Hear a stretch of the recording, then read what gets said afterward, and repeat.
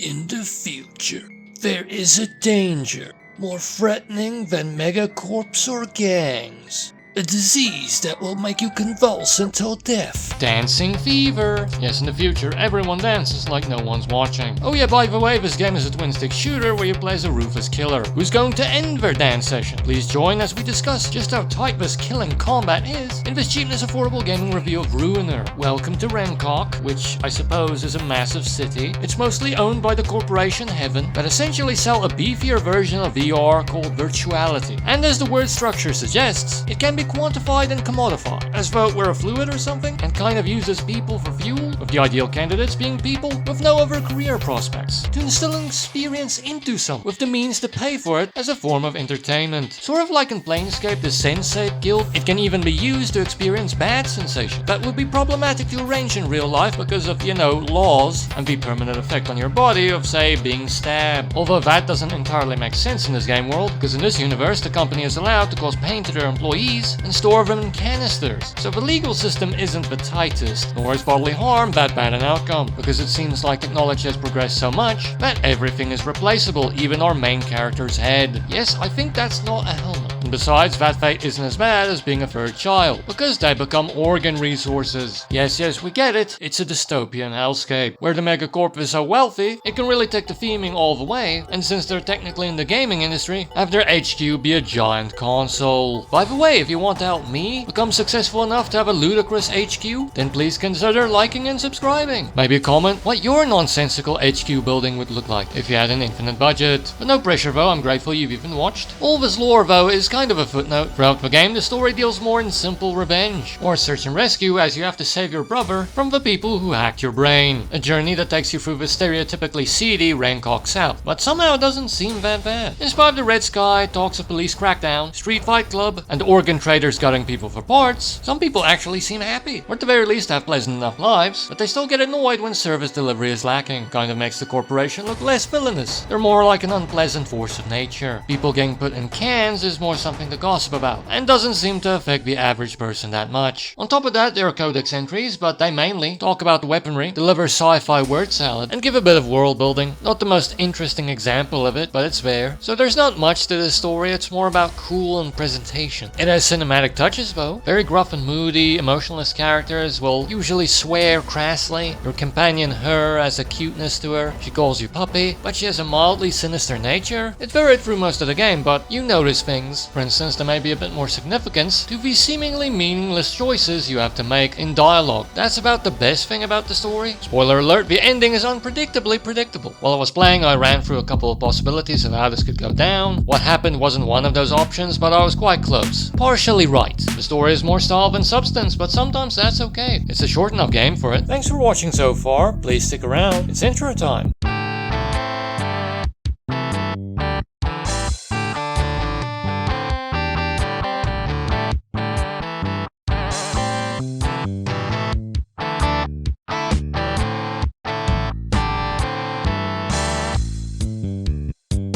Hear that?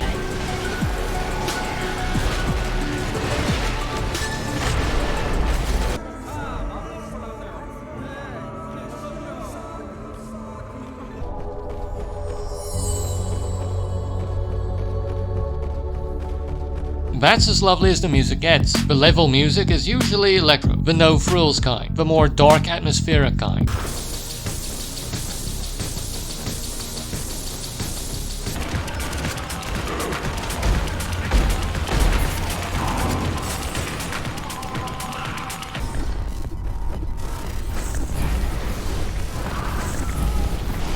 Secondly, it's almost as though they don't want you to hear the music over the gunfire.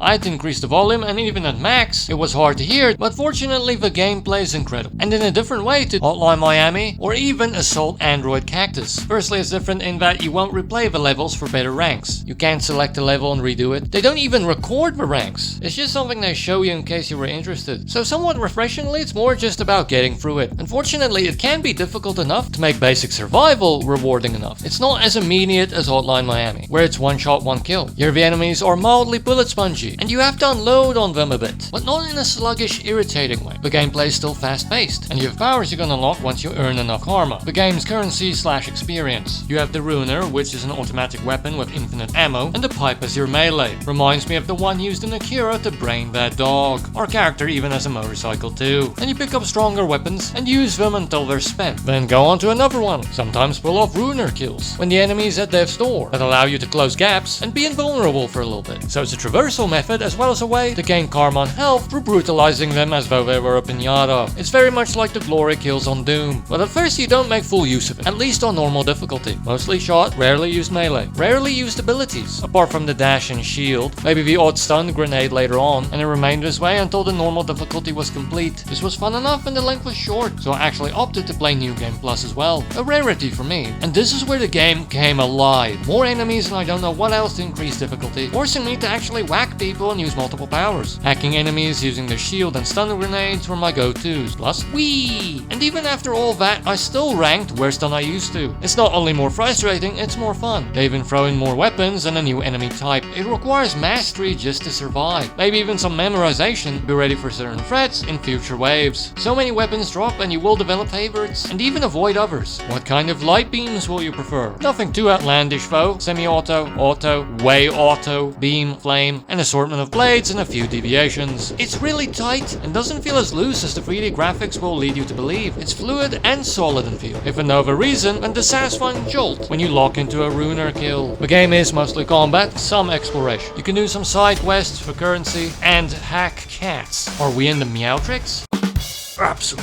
No other distractions apart from the eavesdropping, and beyond the campaign you can play the Colosseum mode, which seems to have New Game Plus difficulty, because my short stint did not go well, but I completed the game twice and felt that was enough gunning and running. And visually the game is good, surprisingly so. For a black, grey and red industrial dystopia, the levels take place in theoretically boring locations, like a parking garage or a factory that illogically snakes from one end to another, with masses of concrete and metal, and enough techno detailing to compare it to a ship on Star Wars. And sometimes it's filled to the brim with canisters to shake up the arena structure and your movement. So cluttered. A production and storage facility all in one. Efficient. I'm sure this won't cause any problems, but the game pulls it off. You usually don't recognize these elements as bad because of the blistering action, and it can look stimulating. Good details, things move. It's kind of like a dull and unshiny casino, bathed in red light with dark bowels. Nice isometric view, close enough to see the decapitations, if some elements have a plastic feel. The augmentation style was never my favorite, sometimes more biological than mechanical, like video game zombies. But the characters are well designed in their hand-drawn nature, and your helmet is quite cool, plus nice laser light show. I'm sure something will sync up with it. It took me about 10 hours to complete it on normal, and then about another 10 hours on New Game Plus. So let's take 20 hours. And the game is cheap on Steam, full price 185 Rand, 37 Rand on sale. That's 1 Rand 85 cents per hour of gameplay, which is quite good, and that's 3 Rand 70 cents if you only played one playthrough, which is still respectable, but it is a fairly big download as it takes up 10.16 gigabytes on the hard drive. And it isn't the easiest game to run because it lagged ferociously on the Warhorse.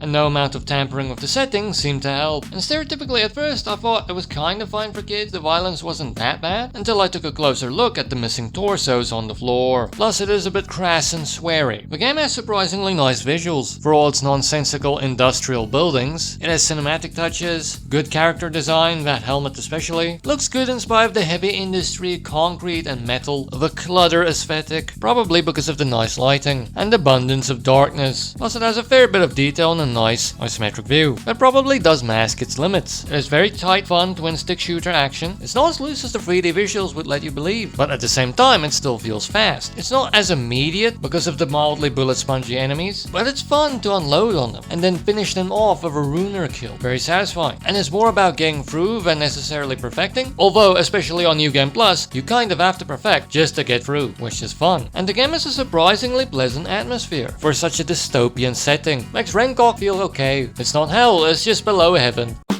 Absolute punishment. On the maybe side, the story isn't amazing, has a touch of the predictable, and the world building can be a bit superfluous, but her and her buried sadism is nice, as are some of the characters, and the normal difficulty will not require you to make full use out of the mechanics or abilities. New Game Plus represents the hardest difficulty and requires you to make more use of those abilities and get the most out of dimension-tight combat. Thus the game is perhaps at its most fun during the second playthrough, and the music is very toned down. It got lost among all the gunfire during the normal playthrough, and when it does get heard, it doesn't wow you. It does have promising tracks, like the one that plays when you're riding the bike, or the one in the menu. Helps create a moody Rancok. Come on, play it, and see how easy it is to personify a machine. Why wasn't this on Bob the Builder?